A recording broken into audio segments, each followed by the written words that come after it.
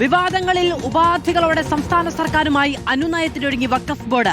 സർക്കാരുമായി യോജിച്ചു പോകണമെന്നാണ് വഖഫ് ബോർഡിന്റെ നയമെന്ന് ചെയർമാൻ KS ഹംസ പറഞ്ഞു.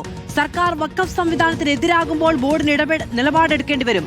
വഖഫ് ബോർഡ് അംഗങ്ങളുടെ നിയമനവുമായി ബന്ധപ്പെട്ട് മുഖ്യമന്ത്രി മാധ്യമങ്ങൾക്ക് മുന്നിൽ പറഞ്ഞത് തെറ്റായ കാര്യങ്ങളാണ്. വഖഫ് ബോർഡ് കുളമാക്കിയിട്ട് എന്തു കാര്യമെന്ന് സർക്കാരിനുള്ളത്?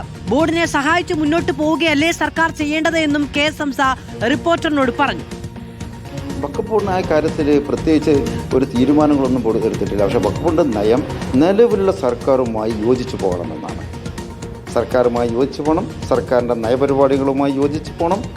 പക്ഷേ സർക്കാർ വഖഫ് സംവിധാനത്തിന് എതിരാകുമ്പോൾ അവിടെ ക്വാസി ജുഡീഷ്യൽ സംവിധാനമുള്ള ബോർഡ്, സ്റ്റാറ്റ്യൂട്ടറി അധികാരമുള്ള ബോർഡ് അതിൻ്റെ തനതായ ശരിയായ നിലപാട് സ്വീകരിക്കേണ്ടി വരും. നിയമത്തിൽ പ്രതീക്ഷയുണ്ട്, കോടതികളിൽ പ്രതീക്ഷയുണ്ട്. ആർക്കും ഒന്നും ചെയ്യാൻ കഴിയില്ല. എനിക്കും ഒന്നും ചെയ്യാൻ കഴിയില്ല, അവർക്കും ഒന്നും ചെയ്യാനില്ല. നിയമത്തിൻ്റെ അപ്പുറത്ത് ആർക്കും ചെയ്യാൻ കഴിയില്ല. എല്ലാവരും നിയമത്തിൻ്റെ വിധേയരാണ്. സോണൽ കൃഷ്ണ വിവരങ്ങളുമായി ചേരുകയാണ്. സോണൽ, അനുനയത്തിന് എന്നാണ് KS ഹംസ പറയുന്നത്. പക്ഷെ സർക്കാരിനെതിരെ ഉന്നയിക്കുന്ന ആദ്യത്തെ ആരോപണം സർക്കാർ വഖഫ് സംവിധാനത്തിന് എതിരാണ് എന്നാണ്. രണ്ടാമത്തേത് വഖഫ് നിയമനവുമായി ബന്ധപ്പെട്ട് മുഖ്യമന്ത്രി പറഞ്ഞതൊക്കെ കള്ളങ്ങളാണ് എന്നാണ്. ഈ തരത്തിലുള്ള ഗുരുതരമായ ആരോപണങ്ങൾ ഉന്നയിച്ചിട്ടാണോ അനുനയത്തിനൊരുങ്ങുന്നത്?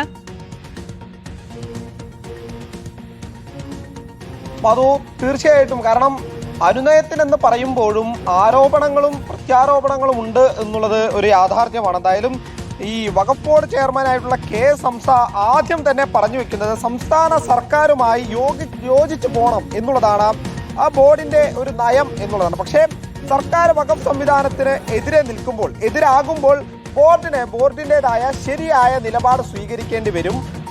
അതിൽ തന്നെ കൃത്യമായി പറഞ്ഞു വെക്കുന്നുണ്ട്. വിമർശിക്കേണ്ട സാഹചര്യത്തിൽ വിമർശിക്കുക തന്നെ ചെയ്യുമെന്ന് KS ഹംസ പറഞ്ഞു വെക്കുന്ന ഒരു സാഹചര്യമുണ്ട്. അതായത് അമുസ്ലിങ്ങളെ ബോർഡിൽ വെക്കുന്നത് അപകടമാണ് എന്നുള്ളത് മുൻ മുഖ്യമന്ത്രി പിണറായി വിജയൻ താനുമായി സംസാരിച്ചപ്പോൾ അന്ന് പറഞ്ഞതാണ്. അതുകൊണ്ടാണ് വഖഫ് ബോർഡിൽ നോൺ മുസ്ലിങ്ങളെയോ ദേവസ്വം ബോർഡിൽ ഹിന്ദുക്കളല്ലാത്തവരെയോ ചർച്ചുമായി ബന്ധപ്പെട്ട കാര്യങ്ങളിൽ നോൺ ക്രിസ്ത്യാനികളെയോ വെച്ച് സംഘർഷഭരിതമാക്കാൻ ഉദ്ദേശിക്കുന്നില്ല എന്നുള്ളൊരു നിലപാട് കഴിഞ്ഞ സർക്കാർ സ്വീകരിച്ചത്. സുപ്രീം കോടതിയിൽ എന്തായാലും നൽകിയ പരാതിയിൽ അവസാനമായിട്ടുള്ള ഒരു തീരുമാനം വരട്ടെ, ആ വരുന്ന മുറയ്ക്ക് ആ തീരുമാനമെടുക്കാം എന്നുള്ളത് തന്നെയാണ് ഇപ്പോൾ ബോർഡിന്റെയും ഒരു നിലപാട് എന്നുകൂടി KS ഹംസ പറഞ്ഞു വെക്കുന്നുണ്ട്. ഇതേ നിലപാടാണെന്ന് തമിഴ്നാട് സർക്കാരും സ്വീകരിച്ചത് എന്നുകൂടി KS ഹംസ ചൂണ്ടിക്കാണിക്കുന്നു എന്നുള്ളതാണ്. കാരണം അതോടൊപ്പം സർക്കാരുമായി യോജിച്ചു പോവുക എന്നതാണ് വഖഫ് ബോർഡ് ലക്ഷ്യമിടുന്നത് എന്ന് KS ഹംസ പറയുന്നു. അതേസമയത്ത് തന്നെ സർക്കാരിനെതിരെ വിമർശനങ്ങളും ഉന്നയിക്കുന്നു.